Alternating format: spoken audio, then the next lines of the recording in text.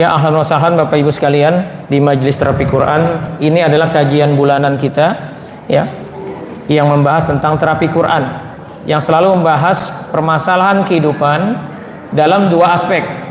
Yang pertama aspek tawazun, aspek keseimbangan, bagaimana kita mengkoreksi subat-subat pemikiran kita, kesalahan berpikir kita agar sesuai dengan yang Allah mau, sesuai dengan Al-Quran. Yang kedua, bagaimana kita membersihkan jiwa kita dari rija syaitan. Itulah yang disebut dengan tazkiyah. Jadi tawajun dan tazkiyah ya, intinya adalah bagaimana kita menyelesaikan problematika kehidupan kita dengan cara kita mengkoreksi diri kita, pemahaman kita. Yang kedua, membersihkan belenggu syaitan di diri kita. Karena kalau hanya satu sisi ya, ada orang bermasalah, anaknya bermasalah, hanya dinasihatin aja, sementara ada belenggu setan di dirinya, itu nggak ngefek. Betapa sering suami istri berantem, datang ke konsultan rumah tangga, berapa lama bertahan nggak berantem lagi? Seminggu, bisa jadi 3 hari berantem lagi, nyesel lagi, maaf-maafan, ntar berantem lagi gitu terus. Nah, patut curiga, jangan-jangan ada setan yang bermain. Maka setannya harus disingkirkan, dikeluarkan belenggu itu. Yang sering kita lupa dalam kehidupan ini, bahwa kita ditakdirkan Allah hidup itu punya musuh. Siapa musuh kita yang sebenarnya? Inna syaitana lakum adu fatahiyudu. Sesungguhnya Allah sengaja dalam kehidupan kita ini ada satu sistem yang dibuat oleh Allah, bahwa kita punya musuh. Musuh yang disebut dengan syaitan. Yang syaitan ini disebut sama Allah, diapresiasi dengan istilah hizb, hizbus syaitan. Dari penamaannya aja hizb ini artinya setan, iblis sebagai ketuanya dan seluruh pasukannya itu profesional kerjanya, makanya disebut hizb. Jadi bukan musuh amatiran, bukan musuh kaleng-kaleng. Nah, kita seringkali salah persepsi. Kita berpikir musuh kita ini musuh yang abal-abal. Ya, iblis dan pasukannya kerjanya tidur aja. Jadi kita mengabaikan peran-peran mereka dalam kehidupan kita. Padahal Rasulullah bilang mereka itu 24 jam itu mengintai kita. Bahkan dia bisa mengalir di dalam darah kita. Inna syaitana yajri min ibni Adam. Di hadis lain minal insan. Sesungguhnya setan itu bisa mengalir di tubuh kita, ya, mengikuti aliran darah kita, majrodam gitu. Jadi dia itu dekat musuh itu. Bahkan bisa waswisu fi sudurinat. Bisa bisik-bisikin kita. Supaya apa? Supaya negatif, supaya jangan yakin sama janji Allah, supaya marah terus, supaya kesel terus bawaannya sama anak. Ini permainan setan. Jadi menyelesaikan permasalahan kehidupan di majelis terapi Quran ini kita akan selalu bahas dalam dua aspek. Aspek tawazun ya, aspek bagaimana kita memperbaiki mindset ya, berpikir kita, subat-subat pikiran kita belajar bagaimana hidup yang benar sesuai yang Allah mau. Yang kedua, kita menghilangkan rija syaitan, belenggu syaitan yang sudah bisa jadi terpasang dalam diri kita, terpasang di pasangan hidup kita, di keluarga kita, di anak-anak kita. Maka kalau ini diabaikan akan sulit bagi Bapak Ibu untuk menyelesaikan problema itu. Bapak Ibu akan dari satu masalah ya ke masalah berikutnya, itu terus berkutat. Ya. Apalagi kalau Bapak Ibu sudah melakukan checklist ciri tanda gangguan, ada lebih dari 2. Nah, ini patut Bapak Ibu waspada. Artinya kita dalam sebuah target operasinya setan. Ya. Ini diabaikan, Bapak Ibu akan selalu menyalahkan pasangannya. Kenapa pasangan saya seperti ini? Kenapa anak-anak saya seperti ini? Ya, akhirnya berantem terus. Padahal di belakang layar ada setan yang memang sengaja ngerjain kita supaya kita, target setan itu bukan kita mati, bukan, supaya kita matinya su'ul khotimah, mati dalam kekecewaan, mati dalam penyesalan. Kenapa dulu nggak berdamai dengan istri kita, nggak berdamai dengan suami kita, nggak berdamai dengan anak-anak kita. Andaikan kita maksimal dalam mendidik mereka, menghilangkan semua rija setan, mungkin ya nggak seperti ini nasib kita. Ya, jangan sampai itu terucap di kuburan kita saat kita sudah dalam kubur, ya, atau saat kita sedang meregang nyawa kita, ajal kita mau diambil, ya, ruh kita mau diambil oleh Allah. Nah, ini insya Allah kebaikan buat kita ketika Allah izinkan kita hadir untuk membahas sebuah tema yang ini khusus spesial gitu. bahwa kita butuh anak-anak, ya, juriyah kita yang taat kepada Allah. Karena anak itu aset kita dunia akhirat. Jadi kalau bicara aset yang menguntungkan, ya, salah satunya adalah anak-anak kita. Jadi berbahagialah Bapak Ibu yang hari ini dikasih amanat anak sama Allah. Jangan galak sama anak, ya. Dia seperti itu, ulah kita. Kitanya yang malas belajar, malas mengkoreksi diri, ya, sehingga akhirnya dia seperti itu, ya. Jadi tema kita hari ini adalah terapi Quran untuk kesehatan mental anak. Tapi nanti kita nih para orang tua juga evaluasi diri, jangan-jangan mental kita sendiri bermasalah gitu. Karena orang tua, anak yang bermasalah mentalnya itu berasal dari orang tua, pola asuh orang tua yang mentalnya bermasalah. Jadi hari ini kita sama-sama memperbaiki diri kita. Ya, semoga Allah ridho, ya. Apalagi sebentar lagi Ramadan. Kita ingin Ramadan kali ini lebih baik dari Ramadan-Ramadan sebelumnya. Ya. Jadi Bapak Ibu sekalian, ini kan saya lihat wajah-wajahnya senior, ya, kecuali ibu-ibu, ya. Kalau ibu-ibu katanya, kata istri saya, jangan dibilang senior, ya, sedih katanya. Ibu-ibu mah awet muda pokoknya deh, ya. Ya.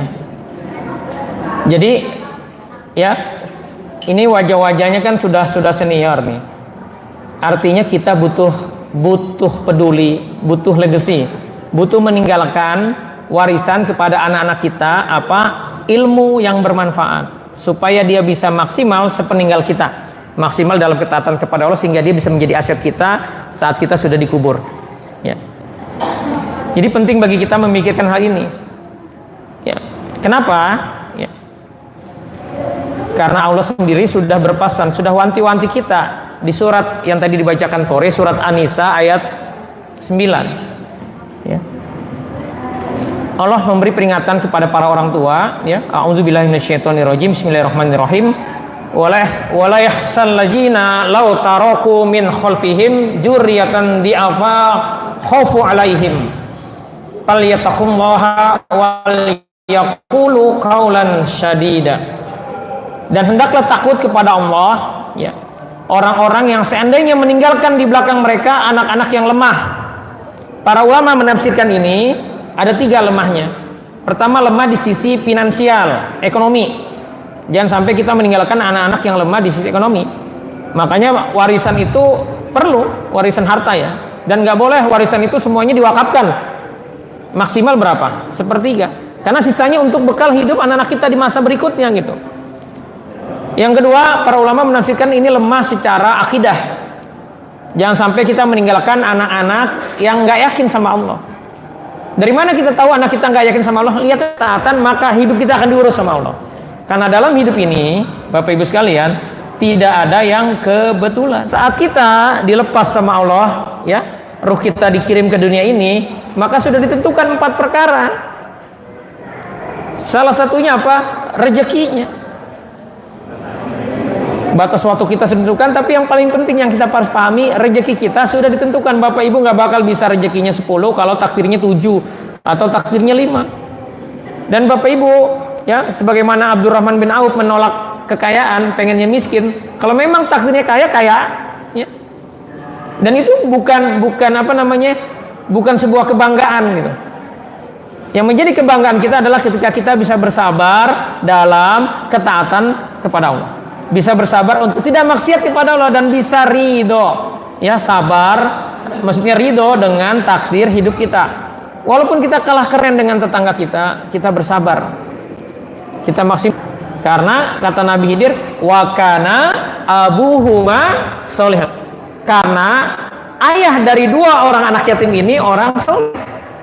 Ibnu Katsir menafsirkan ayat ini, ya, itu ternyata bukan ayah kandung, ayah di atasnya persis, bukan, tetapi kakek dari buyutnya anak ini. Artinya apa tuh? 7 turunan di atasnya. Jadi Bapak Ibu sekalian, ini terutama bapak-bapak, ya, karena ayatnya wakana abu huma solehan, ayahnya soleh. Jadi bapak-bapak, kalau bapak taat sama Allah, anak kita akan diurus sama Allah. Bayangin, 7 turunan itu masih Allah peduli ngurusin.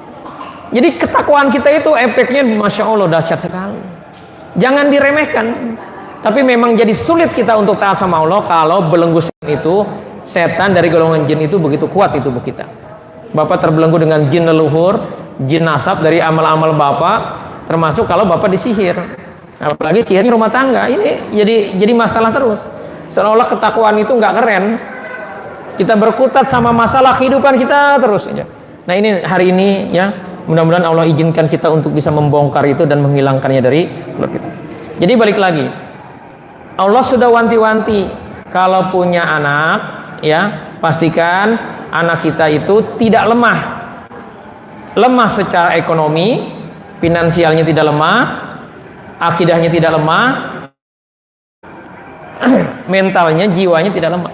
Jadi dia sanggup menerima takdir Allah, menjalani kehidupan ini apapun capaian. Gitu. Ini yang pertama. Ya. Yang kedua, yang harus dipahami oleh para orang tua sebelum kita membahas ini, bahwa pahami bahwa tugas orang tua mendidik anak dua tujuannya nih Bapak Ibu ya. Jangan berpikir anak kita bagaimana jadi jenderal, jadi direktur. Ya, nggak ada manfaatnya kalau dia tidak taat sama Allah. Maka yang menjadi konsen kita Pak terhadap anak kita sesuai ya yang Allah sampaikan. Yang pertama adalah di surat At-Tahrim ayat 6. Ini yang menjadi konsen kita pas selaku kepala rumah tangga. Ya ayyuhalladzina amanu qu anfusakum wa ahlikum naro wa quduhan nasu wal hijarah. Wahai orang-orang yang beriman, peliharalah dirimu dan keluargamu dari api neraka yang bahan bakarnya adalah manusia dan batu. Maka untuk bisa terhindar dari neraka, anak-anak kita harus taat kepada Allah. Ini yang pertama. Jangan sampai kita salah fokus. Yang Allah mau ketika kita dikasih amanat anak, kan anak ini amanat dari Allah. Kita akan dimintai pertanggungjawaban, Pak. Dan kalau ada seorang anak masalah, maka yang bertanggung jawab di akhirat siapa? Bapaknya. Ibu-ibu yang suaminya nggak hadir, kirim linknya Bu di YouTube karena kita siaran langsung ini. Ya, supaya suami ibu juga dengar gitu. Mudah-mudahan nanti rekamannya bagus ya, karena baru pertama kali nih kita live di YouTube ya. Kalau ada Bapak Ibu yang paham, tolong bantu kami untuk ini gitu ya. Itu yang pertama, bahwa bagaimana anak kita taat sama Allah, karena dia harus terhindar dari api neraka. Jadi Pak, pastikan anak istri kita jangan sampai masuk neraka. Itu tanggung jawab kita. Yang kedua yang Allah mau, Allah sampaikan di surat Al-Furqan ayat 74. Walajina yaquluna Rabbana hablana min azwajina wa dzurriyyatina qurrata a'yun waj'alna lil muttaqina imama. Dan orang-orang yang ibadur rahman ini kan Allah lagi membahas tentang orang-orang yang Allah pilih. Orang-orang yang disayang Allah disebut orang-orang ibadur rahman. Salah satu kebiasaan ibadur rahman Pak adalah senantiasa, jadi bukan sesekali doanya, selalu doanya apa? Ya Rob kami, anugerahkanlah kepada kami pasangan kami dan keturunan kami sebagai penyenang hati kami, dan jadikanlah anak kami pemimpin bagi orang-orang yang bertakwa. Jadi kita minta di doa ini kebaikan buat istri kita dan anak-anak kita. Dan yang kedua apa? Waj'alna lil muttaqina imama. Secara harfiah artinya apa? Jadikanlah anak kami pemimpin bagi orang-orang yang beriman. Tetapi ya Ibnu Abbas menafsirkan ayat ini bukan itu maksudnya. Maksudnya adalah kata Ibnu Abbas, waj'alna lil muttaqina imama ini adalah bagaimana kebaikan anak kita itu bisa ditiru oleh orang lain. Jadi anak kita jadi pelopor kebaikan, dia berkontribusi. Jangan cuma kerjaannya rumah sekolah atau rumah kantor, nggak peduli sama tetangga, nggak peduli sama masyarakat. Bisa dipahami ya? Jadi bagaimana anak kita itu bermanfaat buat orang lain. Jadi levelnya harus sampai seperti itu. Jadi jangan bangga anak saya dong ranking 1 terus jadi direktur, tetapi nggak peduli sama orang, nggak ada bermanfaat. Cuman fokusnya rumah kantor aja. Karena saya sudah pernah jelaskan di sini ada 4 syarat kalau kita ingin tidak rugi dalam hidup ini. Ini tafsir dari surat Al-Asr. Pertama apa? Illal ladzina amanu. Orang tidak akan rugi kalau dia yakin kepada Allah. Jadi wajib kita yakin kepada Allah. Jangan ragu. Yang kedua, wa amil sholihat. Membuktikan keimanannya dengan amal soleh. Dia bertakwa. Yang ketiga, wa tawassaw bil haq. dia mau dalam hal-hal yang hak, yang benar. Artinya dia harus peduli sama orang lain. Dia mau Jadi kalau hidup kita hanya rumah kantor, nah, salah. Nggak ada kepedulian. Akhirnya jadilah nanti negeri kita akan bermasalah. Kita nggak peduli ya, dengan orang lain. Jadi harus gotong royong, saling menolong. Yang keempat, watawassaw bis sabr, harus sabar. Jadi Bapak Ibu sekalian, tugas orang tua dalam mendidik anak, lihat aja nih, anak kita taat gak sama Allah. Ada barometernya, nanti kita bahas ya. Yang kedua, bagaimana dia mau peduli kepada orang lain. Orang lain ini bisa peduli sama orang tuanya, sama saudara kandungnya, ya, sama saudara-saudaranya yang lain, sama tetangganya, sama teman-temannya. Gitu. Nah, kita lihat fenomenanya nih. Pemuda tempo dulu. Bagaimana orang-orang tua kita dulu mendidik anak-anaknya, ya, yang dulu keislamannya masih kental. Kita lihat di sini ada statement dari Bung Karno bilang, ya, dulu Bung Karno pernah berkata, berikan aku 10 pemuda maka akan aku guncang dunia. Ini kan keren banget nih. Hanya modal 10 pemuda bisa mengguncang dunia. Kita lihat kualitasnya. Kenapa Bung Karno berani bicara ini? Kita lihat nih ya, kualitas pemudanya yang begitu produktif. Ya. Yang pertama kita lihat tuh foto Buya Hamka, usia 16 tahun sudah pergi haji, pergi ibadah haji. Ini Bapak Ibu jangan berpikir dia orang kaya ya. Dia susah juga di sana, harus nyari duit, ya, harus belajar dan pergi haji bukan cuma berapa kita sekarang 40 hari, 2 bulan bukan, dia setahun lebih. Kenapa? Karena harus nyari nafkah dulu buat biaya transportasi kehidupan dia di sana dan sekalian dia belajar. Dan ini Masya Allah Buya Hamka ini di usia 16 tahun sudah punya spirit kuat untuk pergi haji. Ada anak Bapak Ibu yang benar-benar ngotot itu, tapi bukan minta duit ya, bukan minta dana sama orang tuanya untuk pergi haji, tetapi dia berusaha sendiri bagaimana dia bisa berangkat haji gitu. Ini yang pertama. Yang kedua, Muhammad Toha. Ada yang tahu tentang siapa Muhammad Toha? Ya, Muhammad Toha ini adalah pahlawan yang saat kejadian Bandung Lautan Api. Ya. Jadi Muhammad Toha ini matinya mati syahid, meledakkan dirinya di usia berapa? 19 tahun. Anak Bapak Ibu ada yang 19 tahun atau lebih. Kita lihat mentalnya berani dia, berjuang mengorbankan dirinya demi negerinya, demi bangsanya. Masya Allah. Ini gimana cara orang tuanya ngedidik? Inilah keberkahan kita. Bapak Ibu, apakah orang tuanya ini pakar psikolog?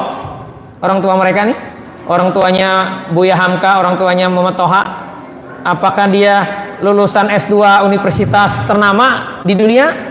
Enggak. Mereka adalah orang-orang bertakwa. Ya. Jadi Muhammad Toha 19 tahun punya ide. Bandung Lautan Api itu kan ulama membuat fatwa, rumah kita disuruh dibakar supaya nggak bisa dimanfaatin sama Belanda. Dan Muhammad Toha punya ide lebih gila lagi, ya, meledakkan dirinya di gudang museum punya Belanda di Bandung. Dan setelah gedung itu gudang museum itu meledak, Belanda nggak punya senjata lagi. Jadi Masya Allah, usia 19 tahun. Yang ketiga ini Letjen Slamet Riyadi. Kita lihat tuh cara dia jabat tangan. Usia 22 tahun memimpin serangan 11 Maret. Ya. Jadi Belanda itu lempar anduk, nyerah. Yang ngibarin bendera putih. Kenapa? Karena nggak kuat melawan serangan dari pasukan TNI. Ya. Dan akhirnya mereka mengadakan gencatan senjata di bulan November. Itu jenderal Belandanya kaget, ternyata pimpinannya anak muda usia 22 tahun. Kaget-kaget. Ini foto ini fenomenal ini. Kebayang nggak Bapak Ibu bagaimana orang tuanya mendidik mental anaknya gitu. Jadi Bapak Ibu, pelajaran dari ini, mereka semua itu orang-orang susah. Jadi di dunia ini ternyata ada fenomena begini. Kalau dulu orang tua itu susah waktu kecilnya, susah gitu, sukses kaya dia, maka dia memperlakukan anaknya dimanja. Akhirnya anaknya mentalnya lemah, terus anaknya jadi susah hidupnya. Anaknya akhirnya memperlakukan anak cucunya berarti ya, itu ketat juga. Jadi hidup dengan keterbatasan, akhirnya cucunya ini mentalnya kuat, jadi orang sukses, tapi dia ntar manjain anaknya, begitu terus. Jadi Bapak Ibu, kalau Bapak Ibu hari ini diberi kelebihan sama Allah, sisi rezeki, padahal Bapak Ibu hidupnya susah, jangan dimanja anak kita. Karena memanjakan anak kita itu berarti Bapak Ibu melemahkan mentalnya. Ya. Maka terjadilah nih seperti ini nih, problem anak zaman sekarang. Ya, mahasiswa ITB bunuh diri. Ini mahasiswa ITB-nya S2 ya. Itu juara Olimpiade Matematika. Ini berita tahun 2019. Ya, anaknya pintar, jago matematika. Saat meninggal ini bunuh diri. Di buku hariannya tertulis dia kenapa bunuh diri, karena dia merasa kesepian, nggak punya teman. Ya. Mungkin aneh bagi kita ya, tetapi inilah fenomena kehidupan gitu. Ada orang-orang yang karena nggak belajar bagaimana bergaul, akhirnya udah sulit dia untuk bergaul, apalagi kalau egonya gede. Ya. Ada lagi mahasiswa gantung diri di kosnya, ini mahasiswa Pontianak di Kalimantan ya. Terus anak-anak kita terlibat pornografi bahkan sejak SD. Saya banyak menangani kasus anak-anak bermasalah.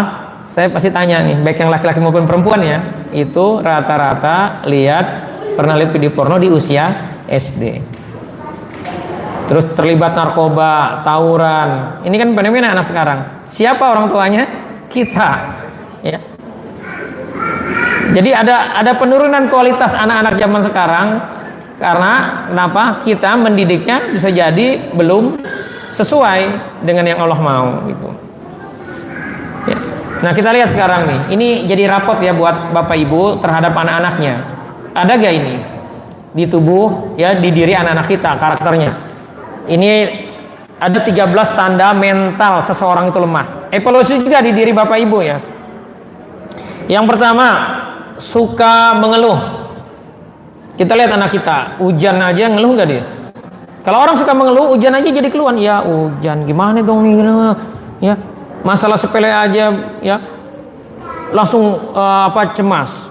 Waduh, gimana nih?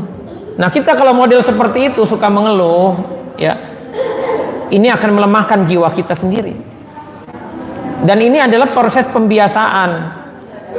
Dan ini juga Bapak Ibu tanda kita kurang yakin dengan namanya takdir dan ujian. Padahal Allah sudah katakan la yukallifullahu nafsan illa usaha. Kita nggak bakal diuji kecuali pasti sanggup. Bahwa hidup itu memang ujian. Laqad khalaqnal insana fi kabad. Kita itu diciptakan oleh Allah dari akan susah terus, dari satu kesusahan lain, tapi kesusahan itu pasti selesai. Nah, kalau mentalnya nggak benar, nggak bagus, mentalnya lemah, apa aja ngeluh. Ada masalah dikit ngeluh. Nah, kalau seperti ini Bapak Ibu wajib waspada. Jangan-jangan dia kurang percaya diri. Bapaknya kurang nguatin dia. Ya, ini harus sering dimotivasi. Yang kedua, tidak semangat. Mau gini ogah, mau gini berat, mau gini males gitu.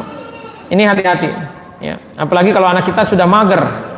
Gara-gara Bapak Ibu ngasih HP terus diizinin, silahkan main game sepuasmu. Ya, mungkin Bapak Ibu nggak ngomong, tapi Bapak Ibu nggak pernah ngelarang anaknya main game. Ya udah terbang lenggu terus. Akhirnya sukmanya banyak yang lepas. Ini yang baru pertama kali hadir. Kalau anak Bapak Ibu sering main Mobile Legend, PUBG, ya game-game yang kekerasan, produk-produk Yahudi, maka hanya butuh 6 bulan sukma anak Bapak Ibu akan diambil sama mereka. Jadi ada jin yang bermain di belakang layar. Ini kan yang kita jarang pahami. Maka dampaknya anak Bapak Ibu akan sulit fokus dalam belajar. Percaya nggak? Kalau nggak percaya silahkan praktekkan. Izinkan anak Bapak Ibu main game 6 bulan, diemin aja sepuasnya. Saya pernah ke rumah sakit jiwa, ya isinya itu ada sekitar 100 anak, ya bukan anak sih karena ada yang usianya 40 lebih juga gitu. Itu saya wawancara satu orang yang usianya sudah 32 tahun, antara 30 atau 32 tahun, ya dia masuk ini sudah setahun lebih.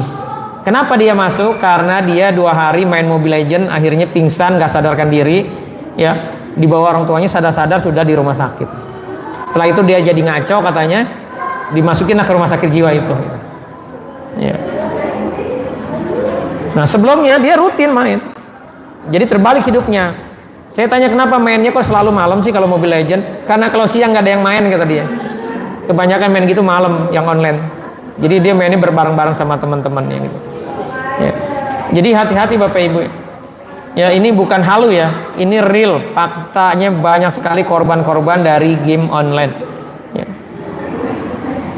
Terus yang ketiga, ini evaluasi. Apakah anak kita ini, apa jangan-jangan diri kita mudah terpengaruh, pelin-pelan. Usia sudah 25 tahun anak kita, ya sudah bekerja lagi, sudah nabung lagi. Kita nasihatin suruh nikah, mau dia. Temennya datang, temennya bilang, ente masih muda, jangan nikah, mendingan beli rumah dulu. Ya, berubah niatnya jadi beli rumah. Ada temannya lagi main, ente masih muda, ngapain? Puasin dulu, ya nggak usah nikah dulu, beli rumah nanti aja, kita jalan-jalan dulu aja.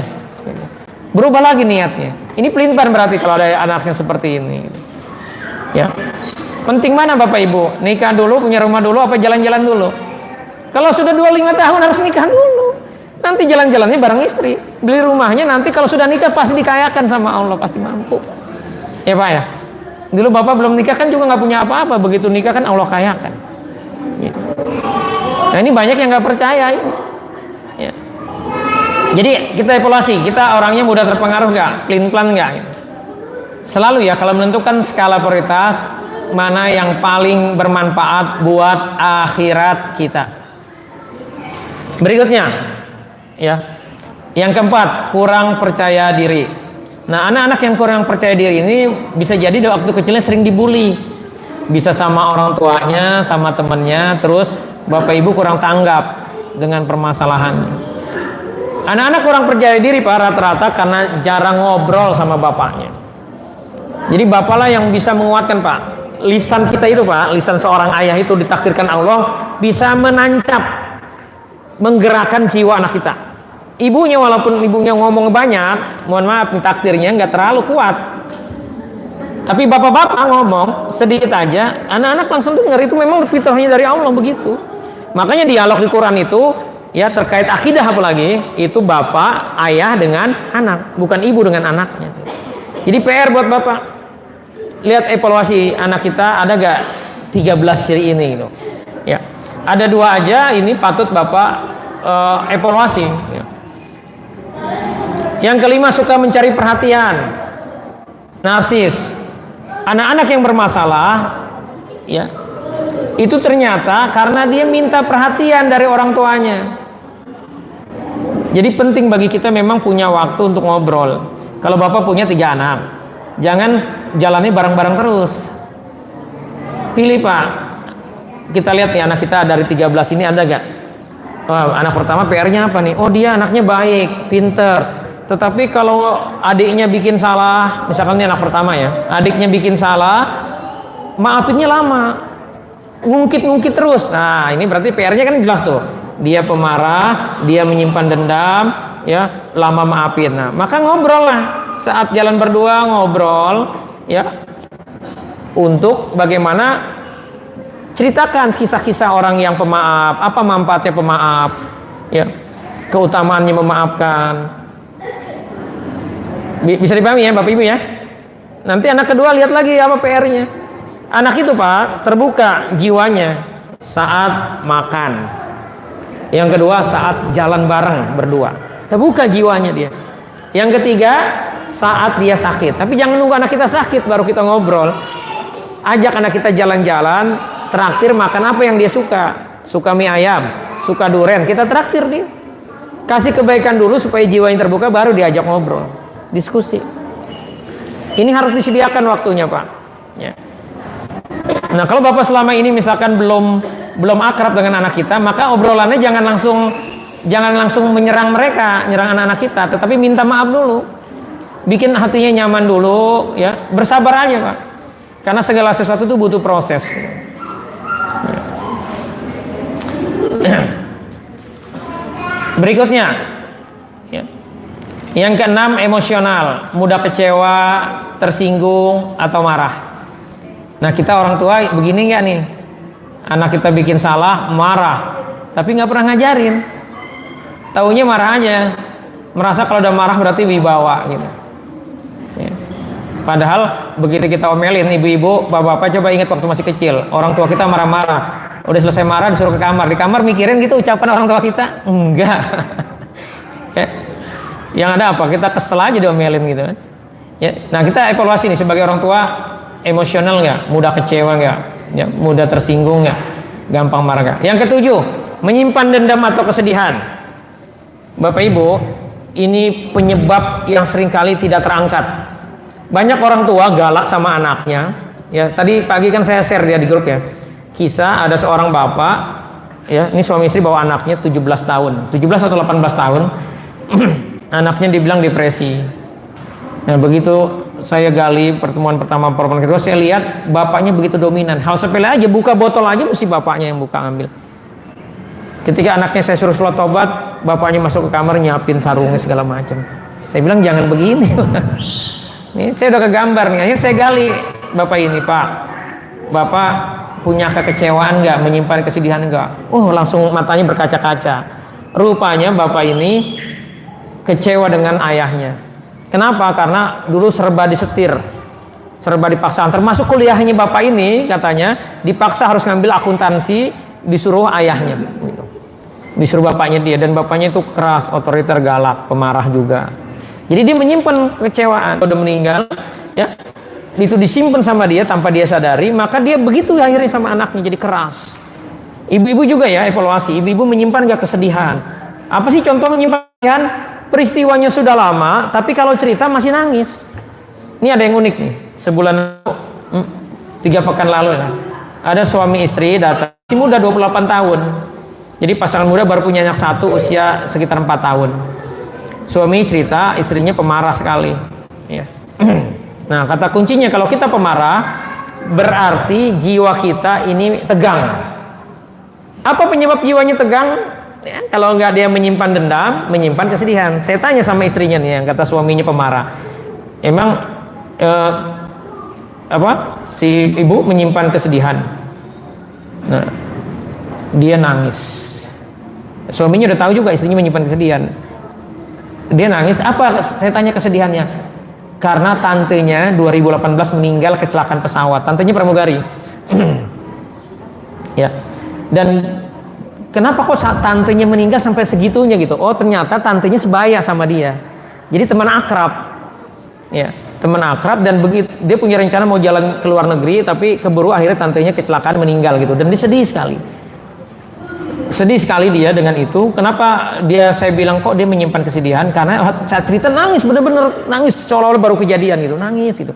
Nah, Bapak Ibu, kalau Bapak Ibu ada satu peristiwa yang sudah lama, ya, bahkan ada kasus pasien saya sudah 30 tahun saat cerita masih bisa nangis, itu berarti menyimpan kesedihan. Nah, orang-orang yang menyimpan kesedihan, dia akan tegang jiwanya, dia akan sensitif maksud. Dia akan mudah marah, mudah kecewa, ya, gampang tersinggung. Kenapa? Karena jiwanya tegang.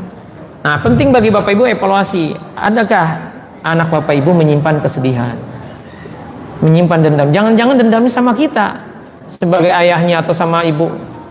Ini penting dievaluasi. Lihat aja cerita. Makanya di sini penting Bapak Ibu bermain peran ya. Tanya anaknya, adakah kamu menyimpan kesedihan, nak?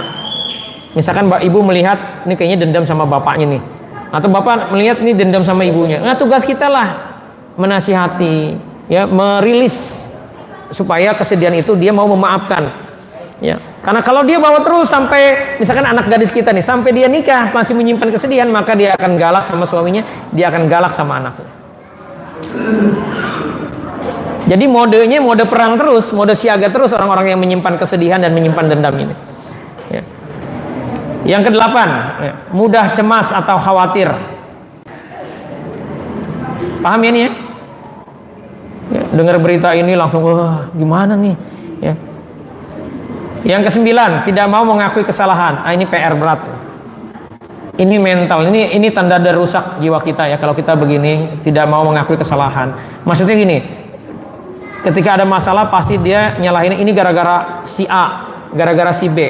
PR berat kalau anak kita seperti ini ya. Karena orang-orang seperti ini tidak akan sukses dalam berkarir.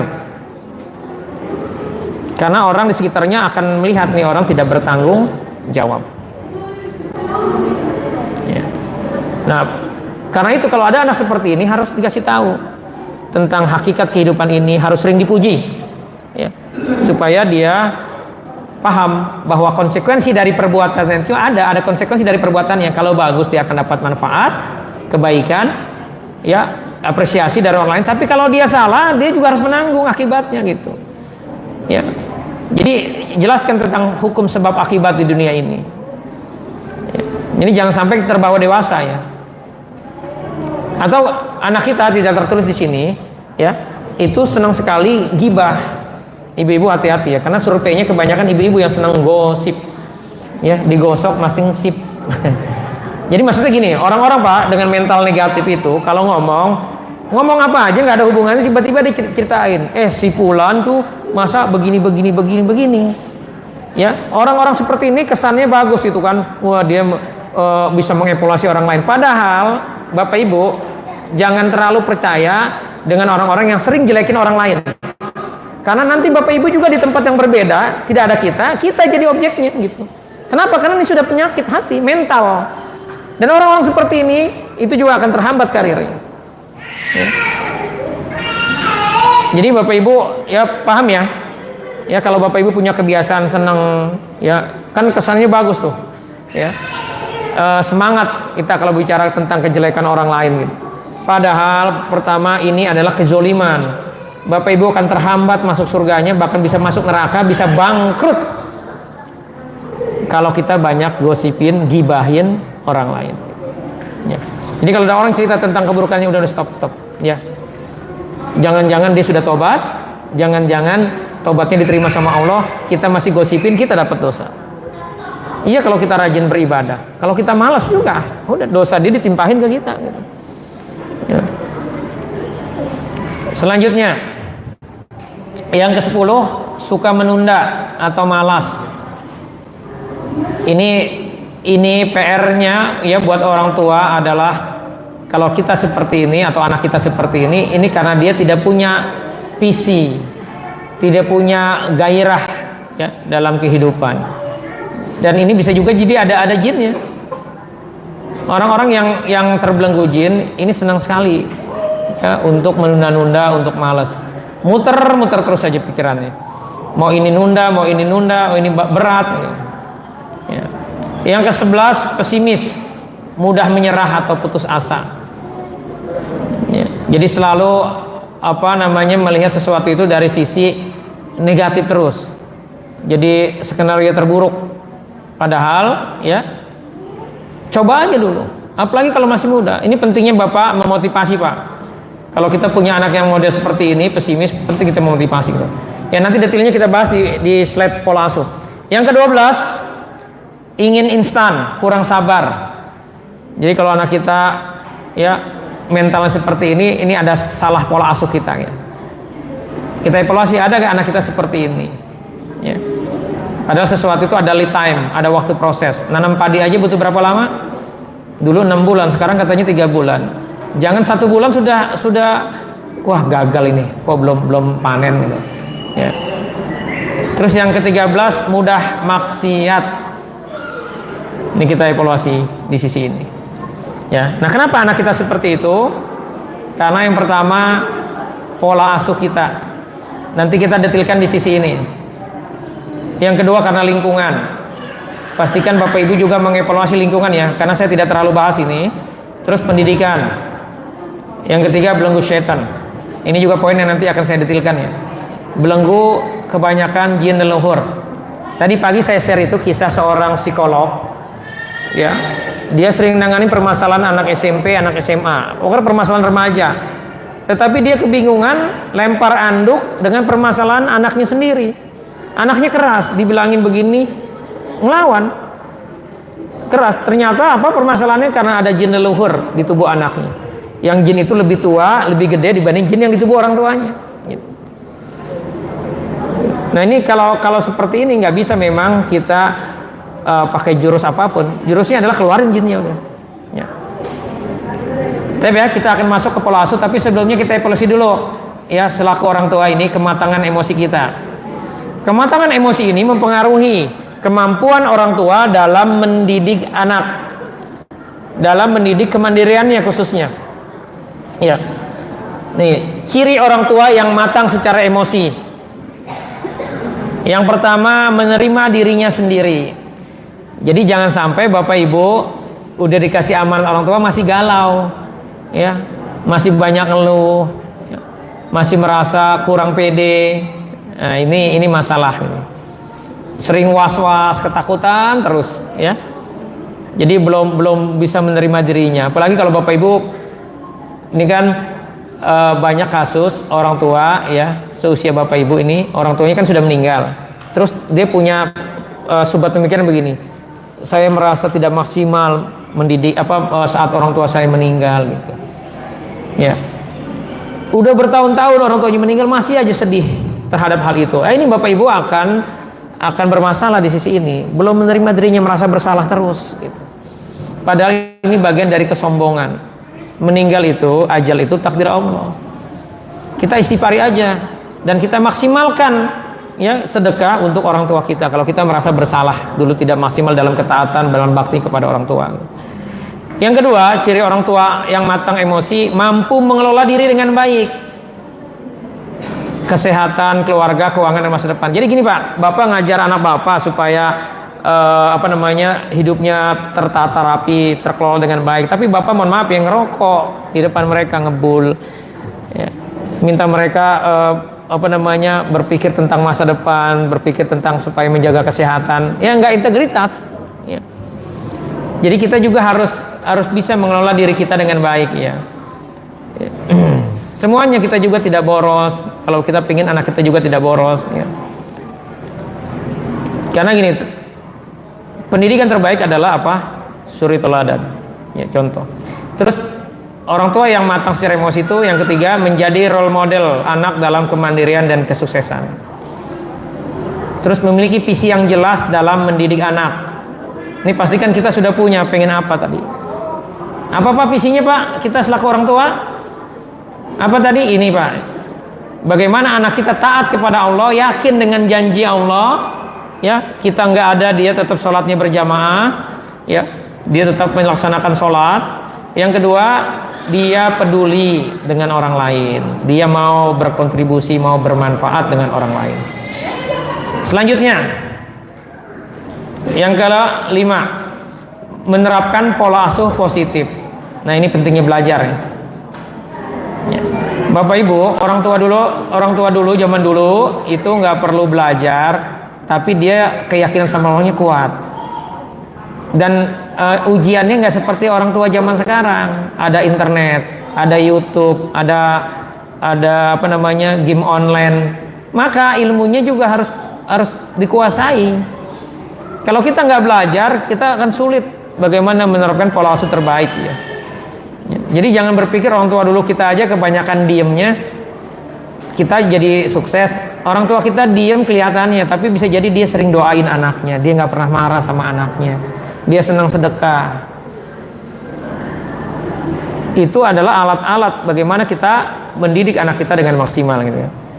Nah, yang keenam, hubungan dengan anak berdasarkan saling percaya. Ini siapa yang sering nggak percaya sama anak? Bapak apa ibu? Kebanyakan ibu. Karena ibu-ibu rasa cemasnya tinggi, mainnya perasaan. Ya. Ibu kalau terlalu cemas, ya, ibu jangan-jangan ada jin cemas. Karena ini permainan setan. Ada setan khusus untuk menyimpan dendam ibu. Ya, ada setan untuk menyimpan kesedihan. Kesedihan ini dilarang sama Allah. Semua yang dilarang sama Allah ada setan yang bermain di situ. Termasuk was-was, ya, kecemasan. Tapi ya kita mulai, ya. Bahas pola asuh. Jadi pola asuh ini adalah cara orang tua dalam mengasuh, membesarkan dan mendidik anak-anaknya. Ada 9 pola asuh. Ini yang merah ini berarti yang jangan dipakai. Yang pertama, otoriter. Ortu membuat aturan ketat untuk anaknya. Ini ciri pertama. Ciri kedua, memberikan hukuman keras atas pelanggaran aturan.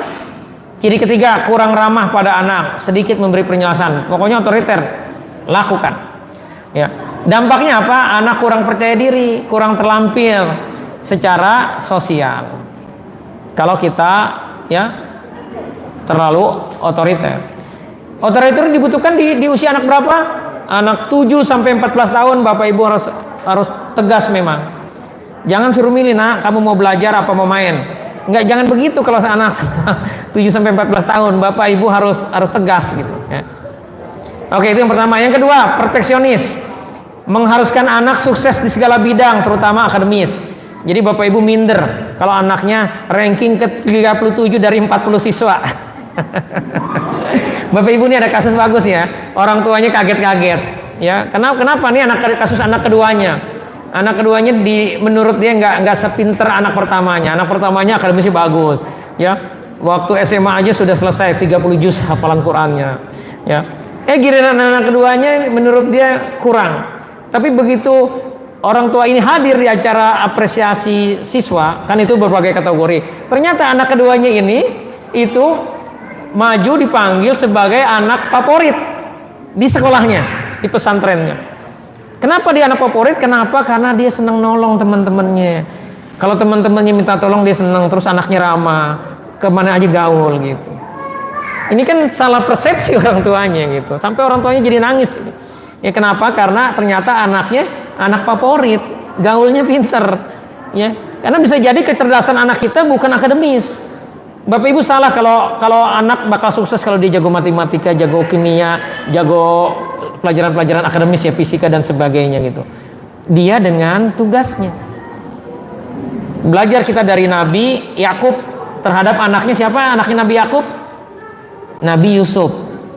Nabi Yakub dikasih info sama Allah, Nabi Yusuf akan jadi nabi. Wih, bangga kan? Maksudnya bersyukur dia.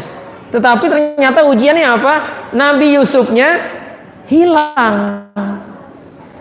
Gara-gara saudaranya hasad, saudara-saudara anak-anaknya Nabi Yakub yang lain, saudara-saudara Nabi Yusuf dibuang ke sumur. Dan anak-anaknya bilang Nabi Yusuf dimakan serigala. Dia tahu anak-anaknya berbohong.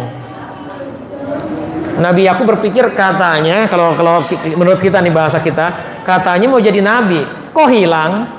Dan hilangnya nggak tanggung-tanggung, 40 tahun. Ya, menurut riwayat 40 tahun. Itulah yang bikin Nabi Yakub sedih terus sehingga akhirnya matanya jadi putih, jadi buta. Itu pelajaran ya, sukma karena sedih, sukmanya lepas. Kapan dia balik lagi? Ketika dia mencium baju, Pak. Nih, masya Allah Nabi Yakub Pak hafal keringat anaknya. Bapak bisa Pak dikasih baju tuh nih, bau keringat anak nomor berapa gitu. Nabi Yakub bisa Pak, padahal sudah 40 tahun gitu. Ya. Begitu nyium keringat anaknya, masya Allah ternyata Yusuf masih hidup. Maka dia akhirnya senang lagi dan sukmanya balik bisa ngelihat dengan izin Allah gitu. Nah, yang saya mau sampaikan, Nabi Yakub ya belum paham bahwa memang benar Nabi Yusuf jadi nabi, tapi bukan di Madian, di kampungnya bukan. Di mana tugasnya? Di Mesir.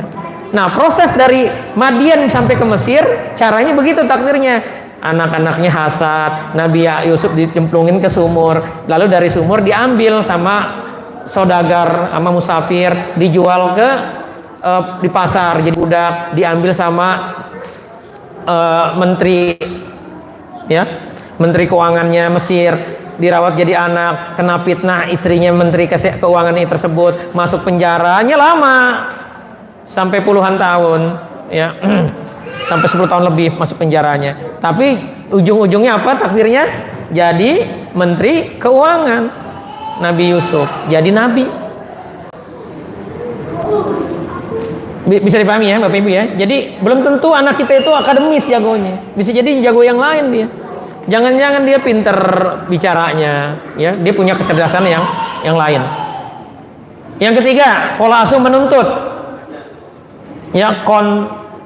Ya, tadi perfeksionis yang kedua, mengharuskan anak sukses di segala bidang. Ciri keduanya disiplin ketat, keras mengontrol secara psikologis. Ya. Ini mengontrol psikologis ini suka nakut-nakutin, ya. Terus memiliki harapan tinggi pada anak, akhirnya anak mudah cemas, depresi dan kurang percaya diri. Ini kalau diibaratkan mohon maaf ya, analoginya binatang, anak kita misalkan kuda. Ya, atau anak kita burung. Tetapi Bapak Ibu berharap anak kita seperti ikan. Ini kan nggak nyambung. Padahal takdir Allah dia adalah burung karakternya. Burung itu jagonya di air apa di udara? Di udara. Yang ketiga, pola asuh menuntut. Kontrol berlebihan agar anak menjadi yang terbaik. Tidak memperbolehkan anak mengambil keputusan sendiri. Anak kurang berkembang, kesulitan sosial, cepat stres. Saya punya pasien 62 tahun, ibu-ibu. Saya 3 kali ketemu dia di waktu yang berbeda, ya jaraknya lumayan lama, lebih dari sebulan. Kalimatnya, bahkan ada satu pertemuan itu lebih dari setahun. Kalimatnya selalu dia kecewa dengan ibunya. Jadi ibunya single parent. Ibu ini berapa tahun usianya? Pasien saya ini 60-an tahun. Kalimat yang terucapkan, dia kecewa sama ibunya. Kenapa? Karena kakaknya perempuan juga, bebas memilih jurusan. Tetapi saya, Ustadz, saya harus masuk teknik. Padahal ibu ini ya masuk tekniknya di universitas ternama di daerahnya. Dan kehidupannya juga bagus. Dan dia punya anak beberapa, anaknya sepakat ibu ini pemarah. Nah, kenapa pemarah? Karena saya yakin kalau orang pemarah pasti jiwanya tegang. Ada kekecewaan, ada kesedihan. Ternyata dia sedih dengan ibunya, ya. Jadi ibu ini yang 60-an tahun ini sedih dengan ibunya yang sudah meninggal karena dulu ibunya ini selalu menuntut, nentuin sampai kuliahnya ditentuin di fakultas teknik. Padahal dia nggak mau itu, gitu. Padahal dia lulusnya juga nilainya bagus. Tapi karena kecewa, yang ditangkapnya kan kecewa sampai usia 60 tahun masih selalu itu aja yang terucap. Paham ya? Jadi hati-hati. Yang keempat, pola asuh permisif. Longgar dalam aturan dan disiplin. Tanggap akan kebutuhan emosi anak. Jarang memberikan tuntutan dan harapan. Anak tumbuh tanpa sikap disiplin. Ini pernah kejadian nih di Indonesia. Ada seorang artis karena dulu bapaknya militer, TNI, otoriter, disiplin. Dia nggak mau begitu. Pokoknya anaknya terserah mau ngapain aja, permisif dia. Akhirnya apa? Kejadian anaknya meninggal usia 13 atau 14 tahun, overdosis narkoba. Nyesel dia akhirnya. Bapak Ibu lupa ya bahwa jangan lupa nih bahwa di dunia ini ada setan. Kalau kita nggak mau didik anak kita, setan dari golongan jin, anak buah iblis terima kasih sama Bapak Ibu, maka dia yang akan didik, akan dibimbing anak Bapak Ibu. Mau begitu? Ya, ini kan contoh pelajaran buat kita kasus tadi tuh. Bapak ini membebaskan anaknya, terserah mau ngapain aja, nggak sekolah anaknya, pacaran, akhirnya narkoba, mati overdosis di usia yang masih muda 13 atau 14 tahun. Ya, paham ya? Ini kan kisah nyata, Bapak Ibu pasti tahu kan kisah ini kan? Yang kelima, cuek, longgar dalam aturan dan disiplin. Ya, kurang tanggap pada kebutuhan emosi anak, tidak hangat dengan anaknya, tidak menuntut, tidak memberi batasan. Dampaknya apa? Anak sering merasa gelisah, takut, stres karena tidak ada dukungan orang tua. Pak, jadi anak itu butuh didukung. Kita kan pengen kalau kita cerita sesuatu ke anak kita, ngajarin sebuah tema, anak kita responnya apa? Semangat, ngedukung gitu. Maka ketika anak kita cerita itu, kita jangan cuek. Ayah-ayah yang cuek itu karena di otaknya, Pak, Bapak seolah-olah tugasnya nyari nafkah aja, nyari duit aja. Bapak fungsikan diri Bapak kayak ATM. Disamperin anak kalau anaknya butuh duit. Jangan begitu. Ya, jadi Bapak harus juga mengontrol, ya, melihat. Maka harus ada review, rapot, ya, anak-anak kita ini di sisi apa? Di sisi akhlaknya. Ya. Jadi bikin aturan yang jelas. Kapan dia harus belajar, kapan dia harus tidur, kapan dia boleh main. Ya. Nah, yang keenam, memanjakan. Ortu menghindari hukuman. Terus ciri berikutnya, ketertarikan emosional dipupuk dengan baik. Yang ketiga, mengajarkan disiplin melalui interaksi dengan ortu. Dampaknya terhadap anak apa? Anak manja dan menjadi tergantung pada orang tuanya. Ini hati-hati nih, kebanyakan ibu-ibu, anaknya yang ulangan, ibu-ibu yang rempong, nanyain ke temennya ada PR enggak, halaman berapa, anaknya mau UN, ibu-ibu yang stres gitu. Anaknya main game. Nah, ini hati-hati, ini namanya memanjakan. Ini juga kebanyakan terjadi kepada orang tua yang dulunya hidupnya susah waktu kecilnya, terus takdir Allah saat jadi orang tua kaya, ya akhirnya terjadilah ini proses pola asuh memanjakan. Ini bahayanya apa? Anak kita akan tergantung pada orang tua. Jangan semuanya kita yang ngurusin, biar aja anaknya sudah kuliah, daftar kuliahnya kita yang daftarin, biar dia yang daftar, dia yang urus, nanti dia tinggal cerita sama kita ada kendala nggak. Jangan semuanya kita yang ambil alih, ya anak kitanya main-main, ya. Termasuk kita punya anak misalkan baru kelas 1 SD nih, mau berangkat sekolah sudah mepet waktunya, pakai sepatu pakai tali sepatunya, dia kesusahan, lalu ada sini mama yang pakein, dan kita merasa berjasa pahlawan gitu, padahal kita lagi mengambil alih tanggung jawab dia. Harusnya biarin aja diselesaikan, nanti ya kita ajarin aja caranya begini kita contohin, tetapi dia yang mengerjakan. Jadi jangan kita ambil alih, jangan kita manjakan, ya. Jangan terlalu banyak difasilitasi anak kita, intinya biar dia merasakan artinya perjuangan, karena orang-orang yang hebat itu semuanya, ya mayoritas adalah orang-orang yang dia secara jiwa itu sudah tertempa, teruji dengan berbagai ujian kehidupan. Yang ketujuh, protektif. Ortu terlibat di semua masalah anak, tidak membiarkan anak menghadapi kesulitan, selalu dibantu, melindungi anak berlebihan, ya. Mau main ke sini nggak boleh, mau main ke sini nggak boleh, nanti takut begini, takut begitu. Akhirnya dampaknya anak tidak mandiri, tidak memahami kesalahan dan konsekuensi yang akan mereka hadapi. Yang benar gimana dong? Nah ini yang ke-8 dan ke-9. Yang pertama pelatih nih. Yang ke-8 ini pola asuh pelatih. Cirinya orang tua membiarkan anak merasakan kegagalan dan kesulitan. Biar aja kalau dia misalkan lupa bawa sarapan, bawa makan siangnya, udah biarin aja, nggak usah kita rempong nganter-nganterin ke sekolahan. Biar nanti dia ngerasakan, nggak bakal mati anak kita, ya.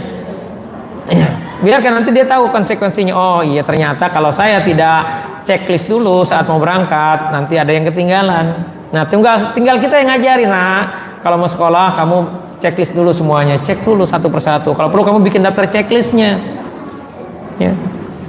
Atau ada bukunya ketinggalan gitu, ya. Maka dia harus bikin daftar list mata pelajarannya Senin sampai Sabtu atau Senin sampai Jumat, harus bawa apa aja, kamu checklist, kita ajari, ya. Nah orang tua memberikan dukungan, nasihat, dorongan agar anak belajar mengatasi masalah. Maka dampaknya anak menjadi pribadi yang tangguh dan cakap, karena sudah terbiasa kita latih, terorganisir. Yang ke-9 ini yang positif, ya. Jadi pola asuh positif. Ortu membimbing anak apa yang boleh dan tidak, dijelaskan aturannya. Ortu memberikan kesempatan anak memilih tapi harus siap dengan konsekuensinya. Dampaknya apa? Anak belajar mempertimbangkan pilihan dan bertanggung jawab. Jadi kenapa anak-anak kita senang main game, Bu? Pak, kenapa anak-anak kita senang main game?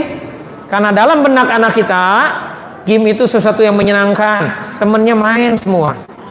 Kita nggak pernah ngasih tahu bahayanya.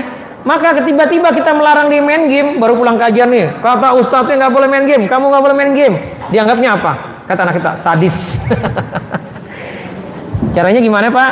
Ajak makan, ajak ngobrol, jalan berdua, bilangin, Bu, otak kita disetting sama Allah itu mencari kenikmatan, menghindari sengsara.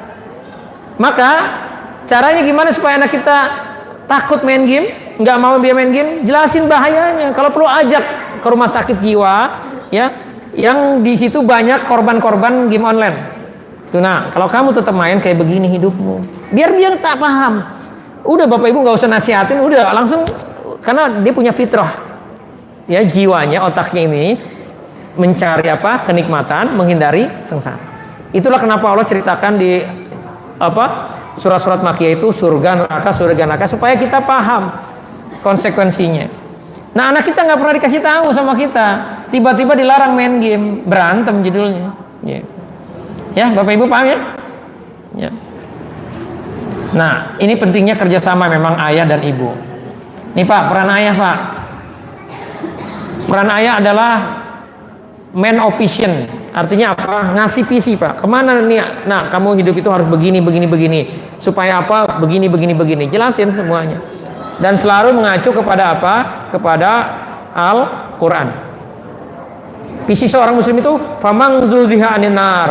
Bagaimana matinya nggak sina api neraka, wa udhilal jannah, dan masuk surga. Fakot fas, kalau dialah orang sukses. Jadi kesuksesan itu sampaikan ke anak kita. Bukan kalau kamu kaya, nah, tetapi kalau kamu tidak maksiat sama Allah, kamu taat, sehingga kamu matinya husnul khotimah, nggak kena siksa kubur, nggak kena api neraka, bisa langsung masuk surga. Itu yang ditanamkan ke anak kita. Karena itu yang dilakukan Rasulullah. Kenapa ada Usama bin Zaid usia 18 tahun jadi panglima perang? Perangnya perang beneran, Pak, bukan perang-perangan, ya. Kenapa Khalid bin Walid semangat? Kenapa Ikrimah begitu semangat berani jadi pasukan bunuh diri? Kenapa? Karena yakin dengan janji Allah, visinya jelas, dan itu harus ayah yang menyampaikan. Nah, tugas ibu apa? Hariannya. Nah, kalau kamu mau pintar, kalau mau belajar, sini nak, kamu belajar. Ibu yang bimbing, jangan ibunya ya malah sibuk main sosmed. Ini harus kerjasama. Jadi bapak itu kepala sekolah, ibu guru hariannya gitu. Nah, ayah berperan untuk supplier maskulinitas. Jadi ajarin dia bagaimana bersikap sebagai laki-laki, nggak cengeng, bertanggung jawab, ya. Ini tugas ayah. Ibu adalah supplier feminitas, ya. Jangan kebalik, ya. Nah, repot memang kalau ibu-ibu ada jin laki-lakinya, atau bapak-bapak ada jin perempuan, bapak jadi baperan terus. Akhirnya anak kita jadi baperan juga, gitu, ya. Terus peran ayah menguatkan ego dan individualitas. Bapak ibu, kalau anak bapak ibu masih balita, jangan diajarin untuk senang berbagi. Ini dampaknya apa? Ini menurut psikolog muslim, ya, orang Timur Tengah, saya lupa namanya siapa. Kalau kita waktu anak usia 3 tahun, 4 tahun suruh senang berbagi, maka dampaknya nanti saat dewasa dia nggak peduli sama barangnya.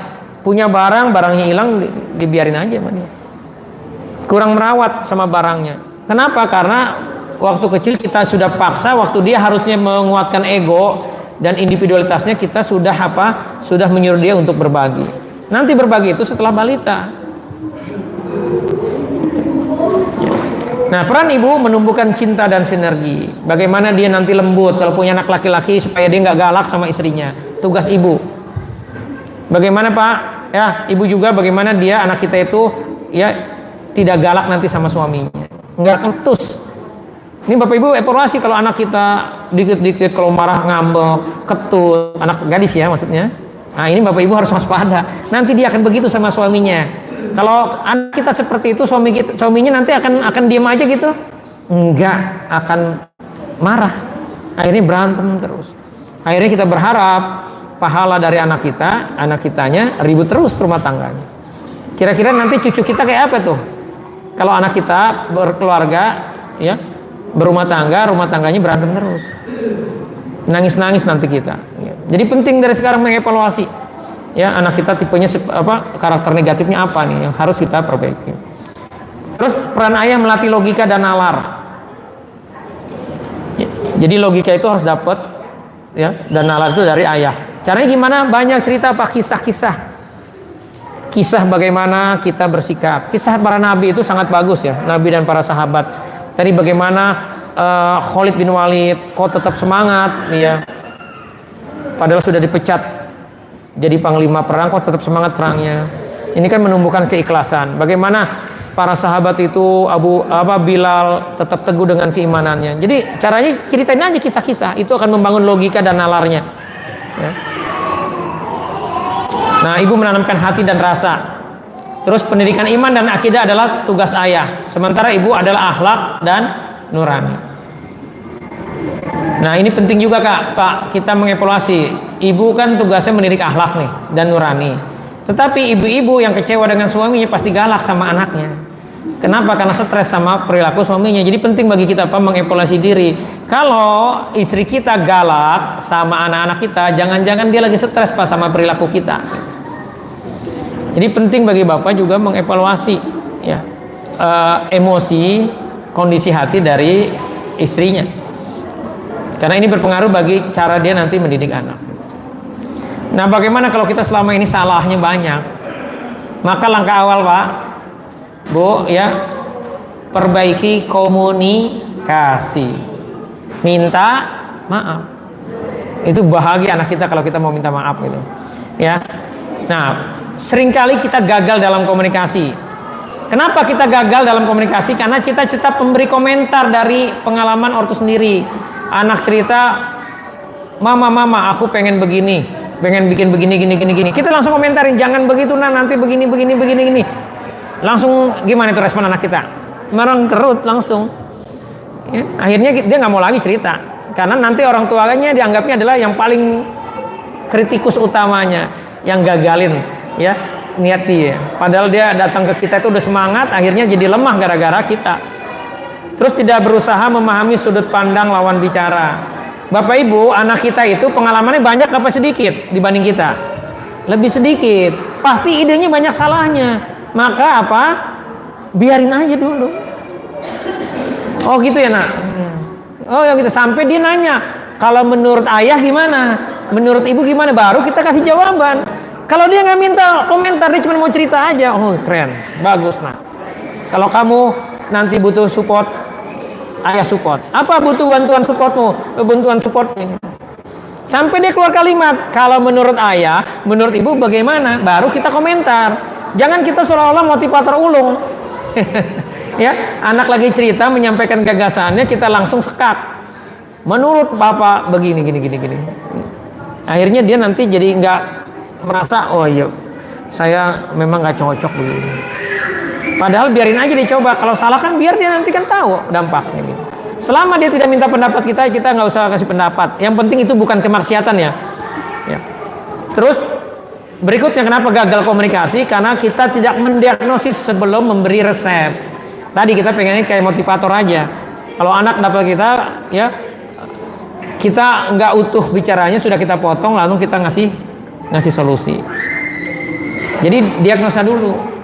Jadi kalau misalkan ada nih dua anak kita berantem, si A nyeritain begini, langsung kita, kamu jangan begitu. Terus ternyata begitu dengan ceritanya nih, kamu juga biar utuh dulu semuanya, baru kita ngasih resep, ya. Nah, kebanyakan respon ortu para orang tua jika anak bicara marah, emosional, menasihati, ya, langsung jadi psikolog nih, jadi konsultan. Ya. Terus penilaiannya pribadi, ya. Padahal bisa jadi dia dapat ilmu dari gurunya, lalu kita patahkan dengan penilaian pribadi kita. Terus langsung menolak ide. Terus masa bodoh, melarikan diri dengan alasan apa? Lagi sibuk, ya. Lagi ngejar target, deadline bapaknya. Nah, seringkali kita mendengar bukan untuk apa? Bukan untuk memahami, tapi untuk menjawab. Paham Bapak Ibu? Ya, nggak mau memahami, tapi mau jawab aja. Karena kita menganggap kita jagoan, kita motivator gitu. Ya, nanti detailnya ada di kalimatnya ya di sini. Nah, solusinya apa? Solusi perbaikannya kalau Bapak Ibu kelakuannya kayak gitu selama ini, minta maaf. Terus perbaiki komunikasi, beri keteladanan, berdoa. Ya. Intinya tadi dalam komunikasi, Pak, ya, bahwa anak kita butuh proses. Ide dia pasti banyak kekurangannya karena belum pengalaman. Biarin aja. Ya. Nah, ini penyebab berikutnya nih. Mengapa anak saya terbelenggu? Ini bahasan khususnya. Penyebab-penyebab khususnya. Penyebab anak terbelenggu yang pertama karena amalan batil orang tua dan leluhur yang belum diputus. Bapak Ibu, ya, Bapak Ibu akan berjuang keras terhadap karakter emosi anak Bapak Ibu, bahkan emosi kita sendiri. Kalau dulu orang tua kita, kakek kita, buyut kita punya khodamnya macan. Kita nih ibu-ibu, walaupun ibu-ibu, kalau kakeknya atau buyutnya dulu punya khodam macan, maka di ibu bisa jadi ada macannya. Macannya laki-laki lagi. Wah udah, ibu akan dominan tuh sama suami, akan mudah marah. Ini dampaknya apa? Anak kita juga ada jenazahnya. Karena nggak perlu minta, Bu, jin leluhur itu akan nurun, gitu. Maka ini akan sulit. Ya, udah gitu malas ngaji lagi. Wah, udah makin jadi deh. Ya. Itu yang pertama. Ya Nari, mudah-mudahan hari ini kita cukup untuk waktu untuk memutus. Yang kedua, benda sirik dan kekufuran. Bapak punya jimat nggak Pak? Dulu waktu bujang. Ya, ada patung nggak yang dipajang di rumahnya? Celengannya gambarnya bentuknya ayam. Itu patung, Bu. Jangan dipakai, buang. Ya, hancurkan. Ada gak lukisan makhluk hidup? Kuda, burung, ayam, ikan koi. Itu nggak boleh. Bapak Ibu berani naruh itu di rumah, maka Bapak Ibu sama aja nulis tulisan silakan ganggu saya dan keluarga saya. Bilang gitu sama jinnya sama. Ya.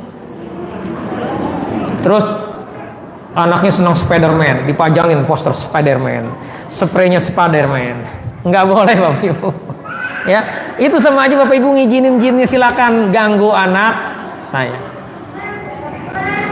Emang mau anaknya jadi Spiderman? Hah?